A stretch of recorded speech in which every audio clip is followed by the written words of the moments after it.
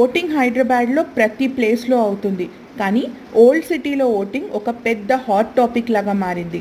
దానికి రీజన్ లేకుండా పోలేదు. హైదరాబాద్ని నిజామ్స్ ఎన్నో వందల ఏళ్లు పరిపాలించారు.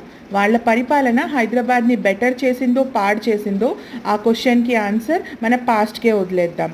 ప్రెజెంట్లీ హైదరాబాద్ చాలా డెవలప్ అవుతుంది. ఇక్కడ రకరకాల IT companies, manufacturing companies, industrial, pharmaceutical, hospitality sectors establish అవుతున్నాయి.